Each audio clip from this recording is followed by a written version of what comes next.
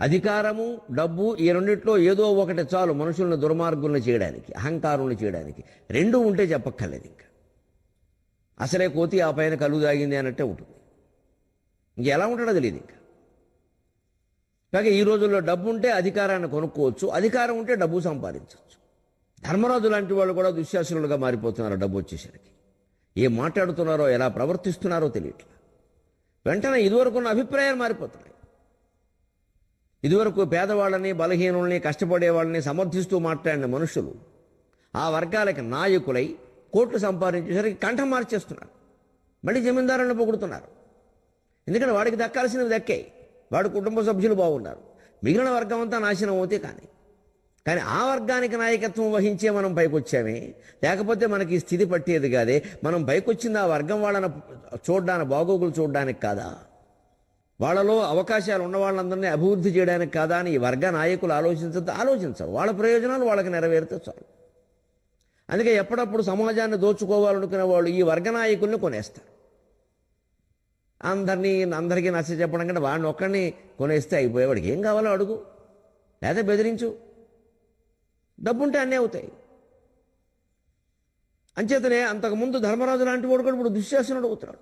మరి మన పురాణాలు పరిశీలిస్తే డబ్బు ఉన్నప్పుడు లేనప్పుడు కూడా ఒకలాగే ఉన్నారండి మహానుభావులు. హరిశ్చంద్రుడు మహాసామ్రాజ్యం ఉన్నప్పుడు ఎంత ఉదారంగా ఉన్నాడో అంత కోల్పోయినా అలాగే ఉన్నాడు. ఆయన ధైర్యం ఏం కోల్పోలేదు, ఆయన ఏం పెద్దగా తీవ్రంగా తీసుకోలేదు దాన్ని. కూడా ఉన్న నక్షత్రకుడికి భోజనం పెట్టలేకపోయాను అని హరిశ్చంద్రుడు బాధపడి, చంద్రమతి బాధపడ్డారు, కానీ వాళ్ళకి భోజనం లేదని బాధపడలేదండి. చివరికి ఆ నాటకంలో అపూర్వమైన సన్నివేశం, ఒక అట్టిపండు దొరికితే లోహితాసుడు పట్టుకొస్తే ముందు నక్షత్రకుడికి ఇస్తాడండి. లోహితాసుడు కూడా హరిశ్చంద్రుడు కొడుకు. మా చిన్నతనంలో నాటకంలో చూసి, హరిశ్చంద్ర నాటకంలో ఇలా ఉండాలన్నమాట. మనం ఇంత కష్టంలో ఉన్నా సరే పక్కన ఒక ఆయన పాపం మన అతిథి ఉన్నప్పుడు ఆయనకి పెట్టి మనం తినాలన్నమాట అని అర్థమైంది. పైగా మా సరదా మాకుండేది ఆ లోహితాసుడు అట్టిపళ్ళు దృశ్యం వచ్చేసరికి అట్టిపళ్ళుని చూసేవాడు. హరిశ్చంద్రుడు నాటకం వేసేవాడు, పెద్ద ఆయన ఉంటాడుగా మరి, టీవీ సుబ్బారావు గారు ఎవరో పెద్ద ఆయన, నెల్లూరు రెడ్డి గారు ఒక ఆయన వేసేవారు, చాలా బాగా వేసేవారు. మా లక్ష్మీపతి గారిని వేసేవాడు ఒక ఆయన, చాలా బాగా వేసేవాడు. వీళ్ళు అట్టిపండు కన్నా మేము కురాలను పట్టుకెళ్ళి అర్ధన అట్టిపళ్ళు పట్టుకెళ్ళేవాడు. మన అట్టిపండు అక్కడ పెడతారు కదా వేదిక మీద, మా సరదా మాది. కానీ అందులో గమనించాల్సిన గొప్ప తత్వం ఏమిటంటే, మేము గ్రహించింది చిన్నతనంలో, హరిశ్చంద్రుడు అంతటి రాజు, చంద్రమతి అంతటి మహారాణి, రోహితాసుడు అంతటి యువరాజు కూడా తమ కంటే ముందు తమ అతిథి ఆకలికి ప్రాధాన్యం ఇచ్చారు. ఇదండి భారతీయ సంస్కృతి. అతిథి దేవో భవ. మనం ఇవాళ అట్టిపండు దేవుడి ముందు పెట్టేసి అట్టిపండు దేవో భవ, అతిథి నోవో భవ. అట్టిపండు పెట్టేస్తే పుణ్యం, దానికి అగరొత్తులు పెట్టాలా, విడిగా పెట్టాలి, ఇదే మన సందేహం. దేవుడికి నైవేద్యం పెట్టడం అంటే సమస్త జగత్తుని వీలైనంత వరకు మనం పోషించడం. ఎంతమందికి అన్నం పెట్టగలం, ఎన్ని పక్షులకి, ఎన్ని జంతువులకి, ఎంతమంది మనుషులకి, ఎంతమందికి వస్త్రాలు ఇవ్వగలం, ఇది ప్రతి జమీందారు ఆలోచించాలి. ప్రతి పున్నమి నాడు చంద్రుడిని చూసి దండం పెట్టుకుని చంద్రమాహ వస్త్రప్రియ అన్నారు కాబట్టి ఒక జత బట్టలు దానం చేయమన్నారు. పేదవాళ్ళకి, డబ్బున్న వాళ్ళకి కాదు, మన బంధువులకు అసలే కాదు. బంధువుల్లోనే పేదవాళ్ళు ఉంటే అది వేరే విషయం. వాళ్ళని తప్పనిసరిగా ముందు మనమే ఆదుకోవాలి. అంతే. ఆ పండగలను అలా 80 ఏళ్ళు వరుసగా చేస్తే అప్పుడు సహస్ర చంద్ర దర్శనం.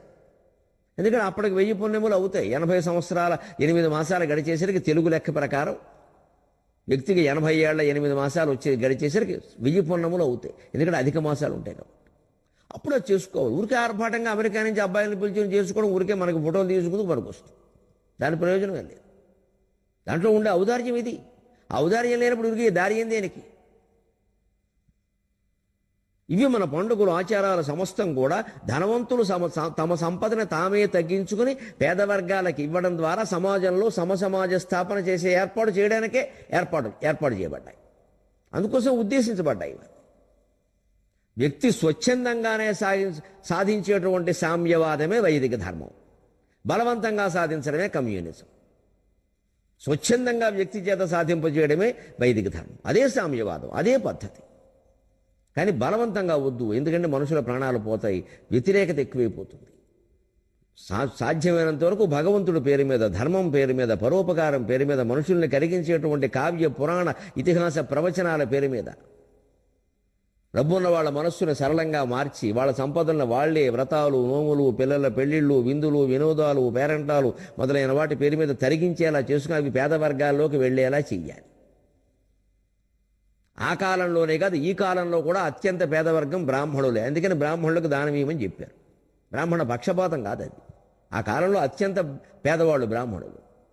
ఎందుకంటే వాళ్ళు ఉండడమే పూరు గుడిసెల్లో ఉండేవారు. ఇప్పటికీ ఏమీ అభివృద్ధి చెందింది ఏం లేదు అని చెప్పాలంటే.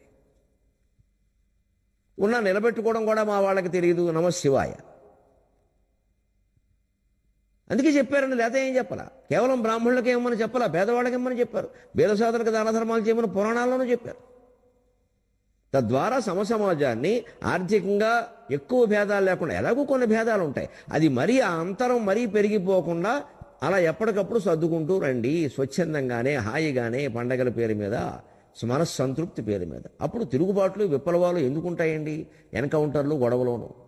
ఏమీ లేకుండా వ్యక్తులు బాగా స్వార్థానికి లోనైపోవడం వల్ల ధనవంతులు మరింత ధనవంతులు అయిపోతుంటే పేదవాళ్ళు మరింత పేదవాళ్ళు అయిపోతుంటే తుపాకీ పట్టేవాడు పడతాడు. మరి వాడు కొట్టేవాడు కొడతాడు, వీడు వాడిని కొడతాడు, వాడు వీడిని కొడతాడు. విచిత్రం ఏమిటంటే ఆయుధాలు దెబ్బలాడుకుంటున్నాయి, అసలు వాళ్ళు బాగానే ఉన్నారు. ఇది మనం గ్రహించాల్సిన తత్వం. ధర్మరాజులు దుశ్శాసనాలు అయిపోతున్నారు.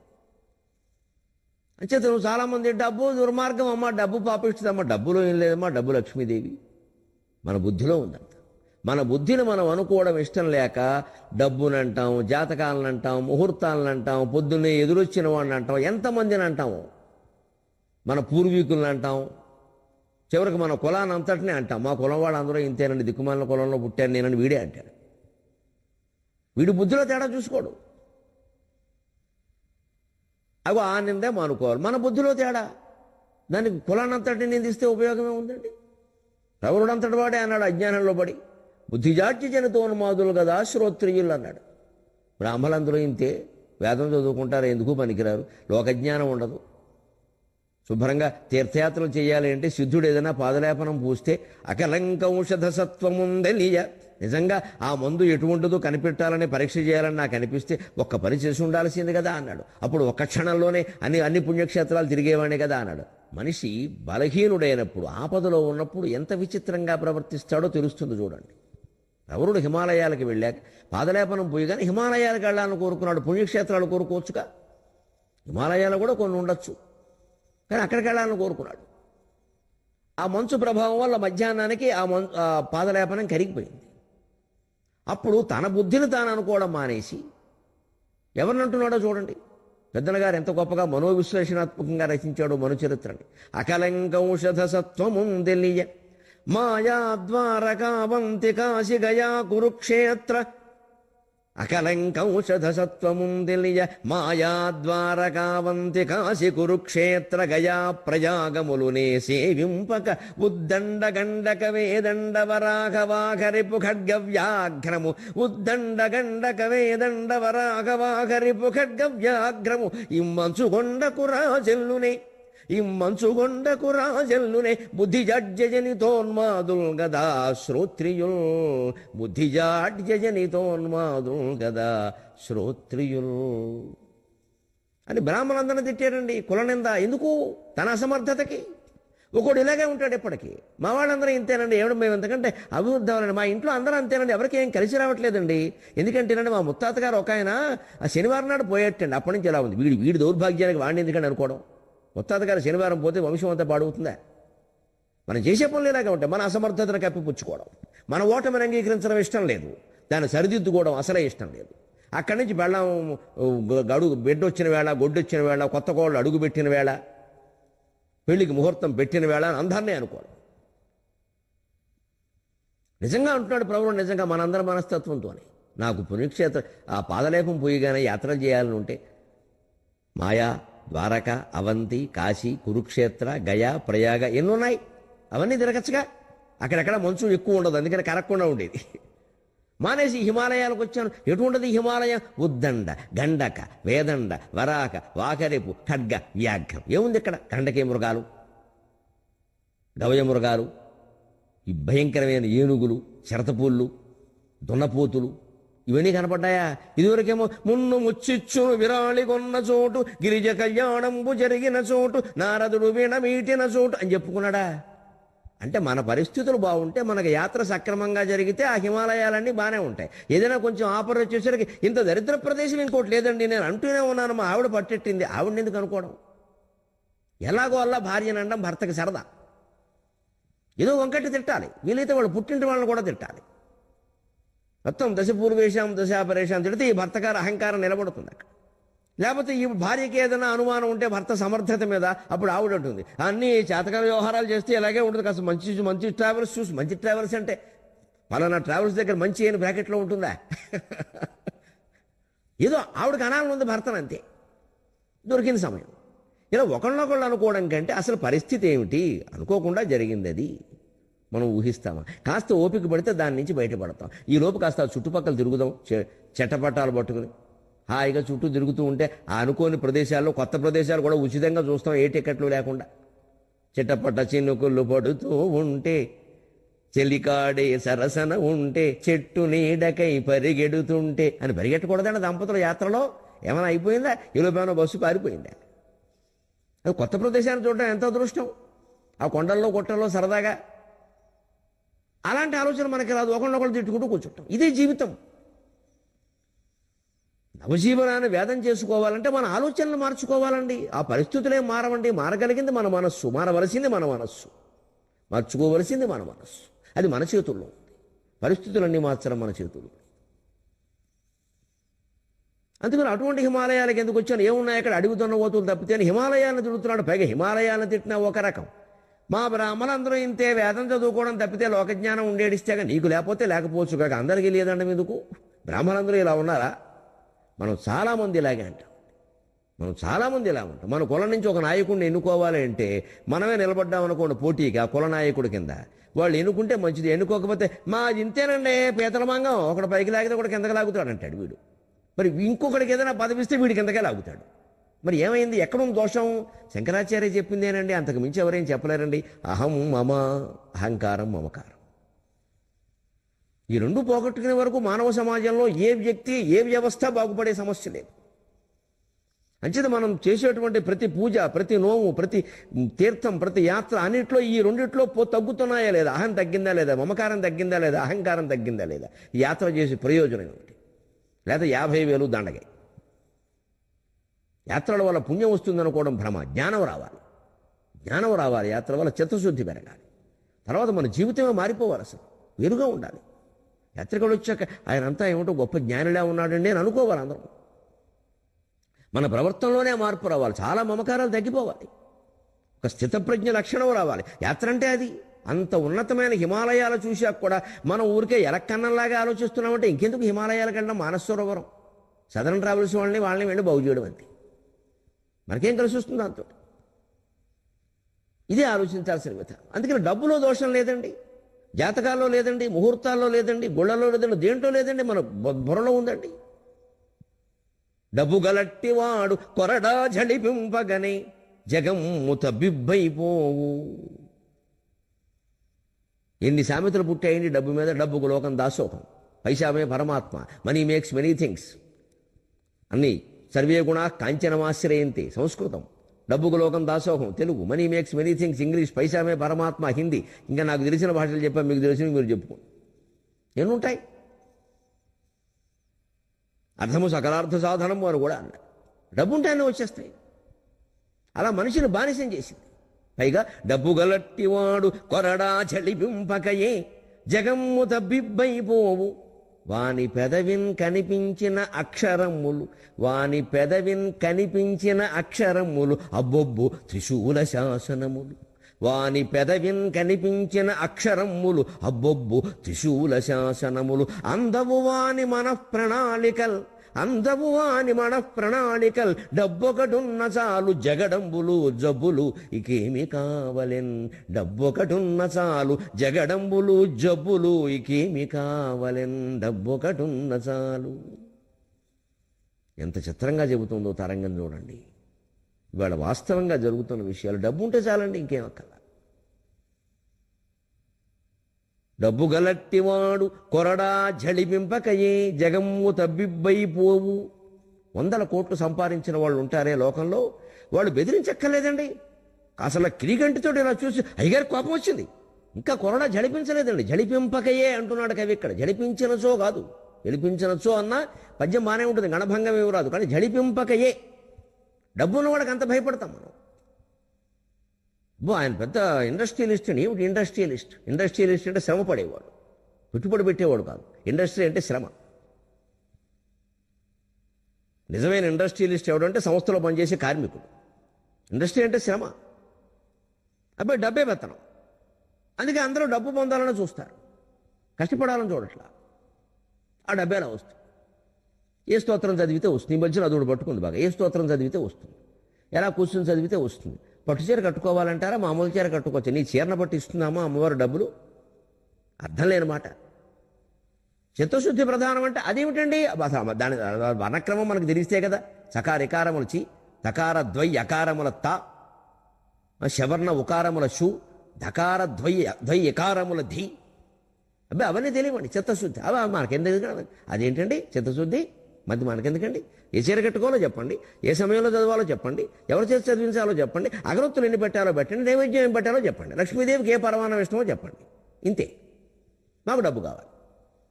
లేదమ్మా నువ్వు డబ్బు ఆశించకుండా ఉండడమే ఆవిడకి కావాలి. అలా అయితే ఎలా కుదురుతుందండి? అంతే లెక్క. అప్పుడు మా ప్రవచనాలు పనికిరావు. అసలు సంపాదన మీద అంత ఆశ ఎందుకు? ఆశే తగ్గించుకుందామంటే అలాంటివి చెప్తే ఎలాగంటే డబ్బు ఎలా వస్తుందో చెప్పాలి. కానీ అది తప్పుడు మార్గమైనా పర్వాలేదు, మనకు వచ్చేస్తే చాలు. పోనీ పేదరికంలో ఉన్నవాళ్ళు, బాగా అప్పుల్లో మునిగిపోయిన వాళ్ళు కోరుకుంటే అది వేరే విషయం. ఉన్నవాళ్లే కోరతారు విచిత్రంగా. కోట్లు కోట్లు మూలుగుతున్న వాళ్ళు ఇంకా కనకధార చదవండి, మా తరఫున మీరు చదవండి. ఏమిటండి అర్థం లేనమాట? వాళ్ళ కోసం ఆ కనకధార.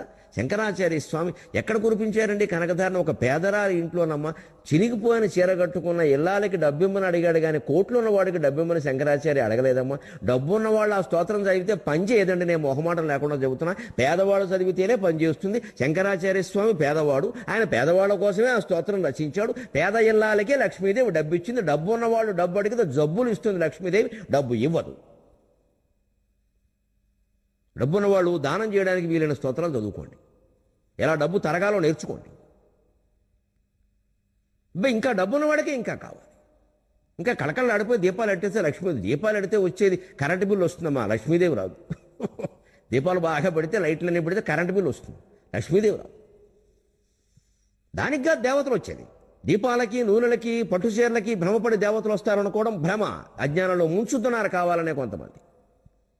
ఎందుకంటే వాళ్ళ వ్యాపారాలు బాగా నడుస్తాయి. ఆ రోజు గుళ్ళోకి బ్రహ్మాండంగా వచ్చేస్తారు, కాళ్ళకడ్డంగా పెట్టేస్తారు దీపాలు.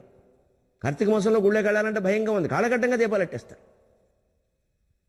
ఇదివరకు ఎక్కడైనా శివాలయం ఉంటే, మా ఊళ్ళో ఉండేది శివాలయంలో చక్కగా పెట్టేవారు. శివుడు మందిరం ముందు, ఆ గర్భగుడి ముందు ఒక్క ద్వారం, మూడు వేపుల కింద పెట్టరుగా. అమ్మవారి గుడి దగ్గర పక్కన సుబ్రహ్మణ్య స్వామి ఉండేది, అక్కడ పెట్టేవారు. అంతే. ఆ మూడు చూసి దండం పెట్టుకునేవాళ్ళం చక్కగాను. త్రిగుణాలని దగ్ధం చేసి గుణాతీతంగా ఎదిగినంత ఆనందం కలిగేది మా ఊరు గుళ్ళో మాకు. ఇవాళ అదే గుళ్ళల్లో కార్తీక మాసం పేరు మీద దారికి అడ్డంగా, వారికి అడ్డంగా, వీరికి అడ్డంగా మొత్తం దీపాలే. ఎందుకంటే మొక్కుబళ్ళు. నేను 1000 పెడతాననుకున్నా, నేను 100 పెడతామనుకున్నా, పెట్టేయడమే. ఇంక ప్రదక్షిణం చేసేవాళ్ళు ఎక్కడ చేయాలి? కూర్చునేవాళ్ళు ఎక్కడ కూర్చోవాలి? ఏదైనా ప్రమాదం జరిగితే బాధ్యులు ఎవరు? దేవుణ్ణి అనుకుంటాం మనం. అస్సలు భగవత్ తత్వాన్ని అర్థం చేసుకుందామనే ఆలోచన లేదండి. భగవంతుడిని వస్తువులతోటి, డబ్బుతోటి, ఆర్భాటాలతోటి కొనేద్దామని అంత అమాయకుడు కింద కనపడుతున్నాడు భగవంతుడు మనకి. నాకు అది ఆశ్చర్యంగా ఉంది. భగవంతుడిని అమాయకుడు అనుకుంటున్నారు ఏంటి వీళ్ళెంత అమాయకులు? ఇంత మాయలో మన పడేస్తున్న భగవంతుడు అమాయకుడా? వీళ్ళ డబ్బులకు లొంగుతాడా? వీళ్ళ దీపాలకి, వీళ్ళ స్నానాలకి, వీళ్ళ నూనెలకి, అందులో ఈ నూనె. పైగా ఇంకా విచిత్రం, ఈ మధ్యన ప్రకటన చూసి ఆశ్చర్యపోయా. వినాయకుడు కటాక్షానికో నూనెట, లక్ష్మీదేవి కటాక్షానికో నూనెట, ఆంజనేయ స్వామి కటాక్షానికో నూనెట. ఇన్ని నూనెలు ఉంటాయా? మొత్తం కలిపి ఆమోదమేగా అమ్మేది. ఎందుకంటే ఆయా దేవతలు పెరిగిన కొద్దీ ఆయా నూనెలు పెరుగుతాయి, ఆయా వ్యాపారాలు పెరుగుతాయి. ఇంకా గయా అజ్ఞానం నుంచి బయటపడాలని అందుకే నవజీవన వేదం. కొరడా జడిపింపగయే జగమ్ము తబ్బిబ్బైపోవు, వాని పెదవిన్ కనిపించిన అక్షరమ్ములు, అబ్బొబ్బో త్రిశూల శాసనములు. కనిపించిన అక్షరమ్ములు అంటున్నాడు కవి. పెదవిని కనిపించినటువంటి అక్షరాలు పెదవుల మీద అక్షరాలు కనిపిస్తాయా? వినిపిస్తాయి. కానీ అంటే వినిపించక్కర్లేదు, అంటే వాడి నోట్లోంచి మాట బయటికి రావక్కర్లేదు డబ్బులున్న వాడి నోట్లోంచి. అసలు ఇంకా వాడు ముక్కు పుటాలు అదురుతూ ఉంటే పెదవులు అపరా అనగా అపర వచ్చేస్తారు అక్కడికి, ఎందుకు డబ్బు ఉంది. అదే డబ్బు లేని వాడు పిలిస్తే ఎవడు రాడు. డబ్బున్నవాడు పిలిచిన ఇంకా పిలవకుండానే అయ్యగారు పిలుస్తారేమో అనుకుని వచ్చేసానండి. అబ్బా, ఎందుకంటే డబ్బులు అనేవాడి దగ్గర డబ్బులు ఇస్తాడు. అదే పెదవిని కనిపించిన అక్షరములు, అబ్బొబ్బో త్రిశూల శాసనం, త్రిశూలాన్ని ధరించినటువంటి పాలాక్షుడి శాసనం కూడా ఎక్కడైనా దెబ్బతింటుందేమో మనకి తెలియదు, కానీ వీడి శాసనం దెబ్బతిందండి. వీడి శాసనం ప్రకారం ప్రభుత్వాలు నడుస్తాయండి. వీళ్ళ ప్రభుత్వాలు ఏమిటండి? సర్వసంగ పరిత్యాగులైన సన్యాసులు డబ్బుకు లొంగిపోతున్నారు. డబ్బున్న వాళ్ళని చుట్టూ తిప్పుకుంటున్నారు, డబ్బున్న వాళ్ళ చుట్టూ వీళ్ళు తిరుగుతున్నారు. ఆశ్చర్యకరంగా ఉంటుంది. ఏమన్నా అంటే సామాజిక సేవ చేస్తాం, మేము బళ్ళు పెడుతున్నాం, బస్సులు. నిజానికండి నేను మొహమాటం లేకుండా చెబుతున్నా, సన్యాసి అయిన వాడు, పీఠాధిపతి అయిన వాడు విద్యా సంస్థలు పెట్టకూడదండి, అనవసరం అండి. వారి భక్తులు, వారి శిష్యులు ప్రభుత్వ విద్యా సంస్థలో పనిచేస్తున్నారు కదండి, వారు సక్రమంగా పనిచేసేలా జ్ఞానబోధ చేయమనండి, బ్రహ్మాండంగా పనిచేస్తారు. ప్రభుత్వ విద్యా సంస్థలు బాగుంటాయి. ఇవాళ ఉభయ రాష్ట్రాల్లో ప్రభుత్వ విద్యా సంస్థల్లో భవనాలు లేవు, ఒకటి పోసుకుందుకు చోటు లేదండి. మగపిల్లలు కాదు, ఆడపిల్లలు ఎంత ఇబ్బంది పడిపోతున్నారండి. మాస్టర్లు కూడా జీతాలు ఇచ్చి పాఠాలు చెప్పమనగానే సరిపోయిందా? ఇంకేం అక్కర్లేదా? కూర్చుందుకు బల్లలు లేవు, అనారోగ్యాలు, ఆడుకుందుకు స్థలం లేదు. ఇవన్నీ కల్పించవచ్చుగా భక్తుల చేత. మీరు ఆ పాఠశాలకు చేయండి, మీరు ఆ పాఠశాలకు చేయండి. అది మానేసి మొత్తం మన దగ్గర మొత్తం పీఠం పెట్టి, సంస్థలు పెట్టి, ట్రస్టులు పెట్టి మన దగ్గర వేల కోట్లు పోగుపడేలా చేస్తే ఈ వ్యాపార సామ్రాజ్యాలు, ఈ సర్వసంగ పరిత్యాగ మనసును ఏం చేస్తాయి? కలుషితం చెయ్యవా? ఖచ్చితంగా చేస్తాయి. మనమే వశిష్ఠ మహర్షి ఇక్కడ, ఆయన చుట్టూ ఎప్పుడు లేవే. వశిష్ఠ మహర్షి చుట్టూ ఏమీ లేవండి. వశిష్ఠ పబ్లిక్ స్కూల్ పెట్టలేదు వశిష్ఠుడు, వశిష్ఠ ఆసుపత్రిని పెట్టలేదు. సేవా సంస్థలు పెట్టడం కాదు సర్వసంగ పరిత్యాగులు, పరమహంస పరివ్రాజకాచార్యులు, పీఠాధిపతులు చేయవలసిన పని. ప్రవచనకర్తలు ముఖ్యంగా ఇప్పుడు వాళ్ళకు కూడా చెప్పవలసి వస్తుంది, ఎందుకంటే ప్రవచనకర్తలు కూడా మొదలెట్టారు. పీఠాలు, గుళ్ళు, ట్రస్టులు. ప్రవచనకర్త అనేవాడు ప్రవచనం చెప్పాలి అంతవరకు. తన చుట్టూ ఒక్కడిని చేరనీయకూడదు, ఒక్కడిని, భార్యా పిల్లలు తప్ప, వాళ్ళే ఎక్కువ. తప్పదు, బంధం కాబట్టి అంతే. ఎవరిని చేరనీయకూడదు. చేరారంటే అయిపోయినట్టే, భ్రష్టు. వెంటనే డబ్బులు వచ్చి పడిపోతాయి, ఇంకంతే అవసరాలు వచ్చి పడిపోతాయి, ఆర్భాటాలు వచ్చి పడిపోతాయి. ఇంక ప్రవచనం ఎందుకంటే డబ్బులు సంపాదించడానికి. పుస్తకాల రేట్లు పెంచాయి, సీడీల రేట్లు పెంచాయి, అన్ని రేట్లు పెంచాయి. ఇదివరకు ఉచితంగా ఇచ్చినవని ఇప్పుడు రేట్లు పెరిగిపోతాయి. మొత్తం డబ్బు చేరిపోతుంది. అక్కడి నుంచి ఈ డబ్బులోని బ్లాక్ మనీ అవుతుంది. అవ్వకుండా ఉండడం కోసం ఏదో బడి పెట్టాం, గుడి పెట్టాం, దడి పెట్టాం అంటారు. అక్కడ మళ్ళీ లెక్కలు చూపిస్తారు, అక్కడ మళ్ళీ మాయలు జరిగిపోతాయి. చివరికి మోసంలో పడతాడు. ఈయన భక్తి, ఈయన జ్ఞానం అంతా ఏమైందో తెలియదు. చివరికి ఆయనకే ఒక దురవస్థ వస్తే, ఆయన కాపాడుకోలేని పరిస్థితి వస్తే, ఇంతకాలం ఇంత జ్ఞానబోధ చేసేవాడు ఈయనెవరు కాపాడలేదు ఏమిటనే అనుమానం వచ్చి మొత్తం దేవుడి మీద అనుమానం వస్తుంది. హిందూ ధర్మం దెబ్బతింటుంది. ఎన్ని అంశాలు ఉన్నాయండి ఆలోచించాల్సినవి. అందుకని భాగవతం ఏకాదశ స్కంధంలో చెబుతారు, ప్రవచనకర్తలు కానీ, పీఠాధిపతులు కానీ, పరమహంస పరివ్రాజక ఆచార్యులు కానీ, సన్యాసులు కానీ ఎలా ఉండాలి. జ్ఞానబోధ చెయ్యడం వరకే మన పని. దానివల్ల ప్రభావితులై ఆయా రంగాల్లో పనిచేసేవాళ్ళు సక్రమంగా పనిచేస్తే ప్రభుత్వ పాఠశాలలోనే అందరూ చదువుకోవచ్చు. ఇవాళ మధ్యాహ్న భోజనాలు పెడుతుంటే వాళ్ళు అప్పులు చేసి పెడుతున్నారండి పెట్టేవాళ్ళు. వాళ్ళు మధ్యతరగతి కాదు, ఇంకా కింద తరగతి వాళ్ళు పెడుతున్నారండి. వాళ్ళు అప్పులు పాలైపోయారు. 2 లక్షలు 3 లక్షలు అప్పులు చేస్తున్నారు వాళ్ళు. అవి చూసుకోవాలి. అవన్నీ ప్రభుత్వం పెద్దల చేత జరిపించాలి మనకు పలుకుబడి ఉంటే. ఈ పీఠాధిపతులకు పలుకుబడి ఉంటే ప్రభుత్వం పెద్దల దగ్గర అవి చేయించాలి. సక్రమంగా అన్నీ నడిచేలాగా బడులు అన్నీ సక్రమంగా నిర్వహణ బాగుండేలా చేయించాలి మన జ్ఞాన ప్రబోధం కారణం. కానీ మనం ప్రత్యామ్నాయంగా మనమే పెట్టడం మొదలు పెడితే మరో వ్యవస్థను స్థాపించడం, ఆ వ్యవస్థ మూలపడిపోవడం, అక్కడ జరిగే అవినీతి ఇక్కడ జరగడం తప్పితే ప్రయోజనం.